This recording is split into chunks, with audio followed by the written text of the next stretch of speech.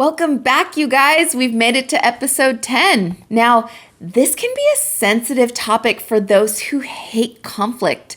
But what do you do when a coworker in your salon keeps using or taking your supplies without asking? This week, I saw a post that caught my eye. A stylist went into the salon she works at on her day off to find her coworker using her station, using all of her products, her capes, and even her brand new clippers. Now, this came after her old pair of clippers magically broke recently while she was not in the salon, and there was evidence that they had been dropped. She didn't say anything at the time out of respect to the client that was there and her coworker, but was reasonably upset to see this, and she wants to address the issue with her coworker without any unnecessary conflict. Now, in this scenario, what would you do? Have you dealt with a situation like this before? Maybe it was a coworker using color without asking, putting you in a bind when you needed that color, but no longer had it or didn't have enough, leading you to reschedule your appointment. Maybe you've caught them multiple times, and after addressing the issue, they still didn't respect your boundaries, leading you to having to either lock up your products or take them home with you at the end of the day. Let me know below in the comments if you've dealt with something like this. Now, today we're going to dive into how to deal with this situation, but first I want to introduce myself. Hi, my name's Mary and I'm the stylist consultant. I'm a business development educator with a focus on critical thinking and interpersonal communication. If you've tuned in before, welcome back. And if this is your first time to the channel, welcome. Be sure to hit the subscribe button below. I'm going to be bringing you tough real life situations that we as stylists face and talk about how we can use good communication and critical thinking skills to maximize the odds of achieving the best possible outcome while minimizing future frustrations. I want to help you bulletproof your business so you can stress less and get back to what you love doing, which is bringing your talents to the world one head of hair at a time. So let's get started.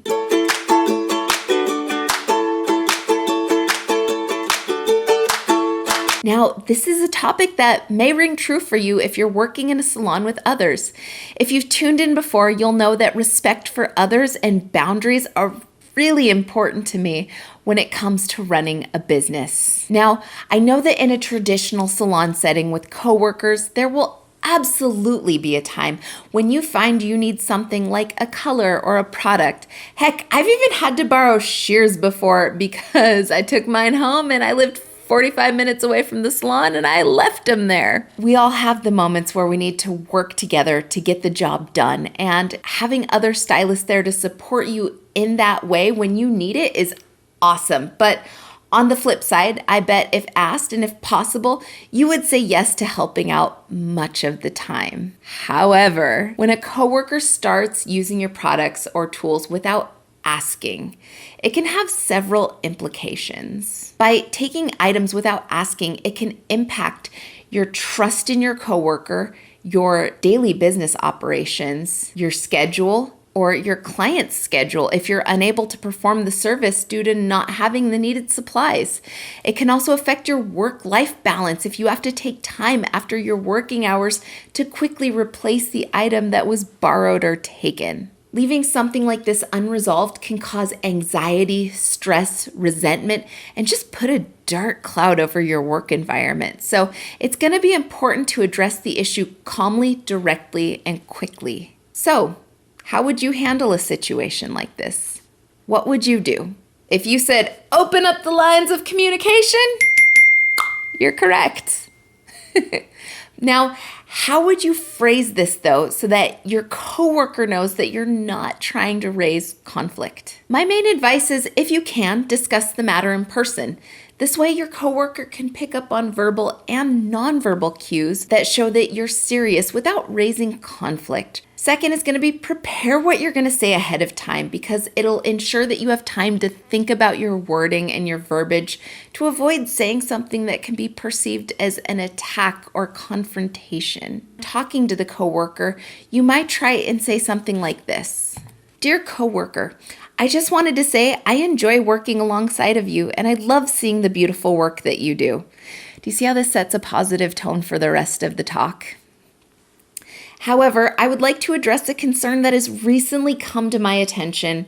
I've noticed you using my products and tools lately. I totally understand needing to borrow a tool or product on occasion after asking, and I'm more than happy to help when I can. But I'm sure you can imagine my surprise when I came in on my day off to see you using my capes, products, station, and tools, including my new pair of clippers. I know you're generally very respectful of my items, but it caught me off guard that you had chosen to use so many of my items without asking or making arrangements with me prior to using them. I believe that open communication and mutual respect are vital in resolving this matter. I value our working relationship and want to ensure that we maintain a positive and collaborative environment in our workplace. Moving forward, I want to maintain a happy work environment and good working relationship and would appreciate your cooperation in this matter. I will be sure to do the same in return. Signed, you. So you'll notice we avoided accusations and kept the overall tone light and professional. Now, if a conversation does not work in this instance, you may be required to escalate the situation to a salon manager, owner, or landlord because ultimately there are bigger issues raised. One is lack of respect, two is lack of boundaries, and the third is actually theft if they're using your products and colors without asking or even telling you. Ideally, the salon manager, owner, or landlord will have a chat with the person in question, either with or without you, but any person running a salon will have it in their best interest to minimize the occurrences like these. Also, most people don't want this kind of behavior in their salon and likely even have policies against it in their employee handbook or lease agreement if you're renting. Ideally, this will squash the issue, but if you've talked to your coworker to address the issue and state your needs and you've escalated the issue, you can take other steps like taking your products home, locking it up, or installing a camera, but ultimately, it may just be time to find a better environment that believes in boundaries and respecting those boundaries. Just because you have items in the salon does not mean that others have a right to those items.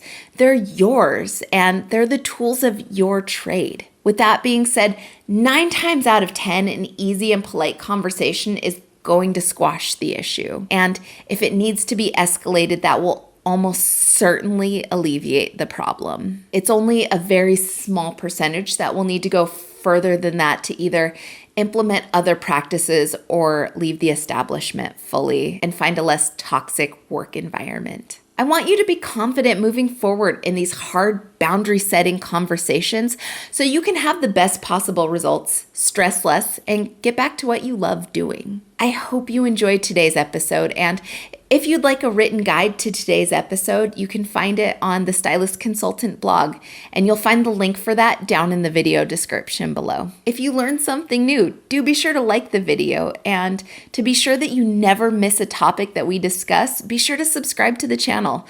I'm going to be releasing new educational content each week that's going to help you confidently tackle any tough situation thrown your way. Lastly, if you're feeling more stuck than the gum that got stuck in your hair that time you fell asleep with it in even after your mom told you to spit it out, and are looking for explosive growth in the beauty industry without having to rely on social media, Instagram, I'm available for one-on-one coaching. I have an expertise in branding, local marketing, and a knack for cultivating a memorable guest experience.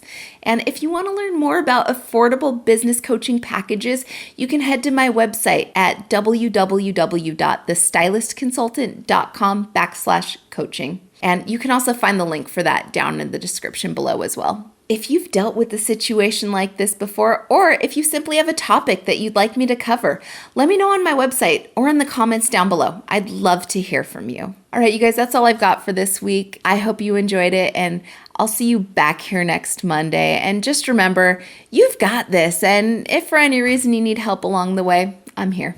All right,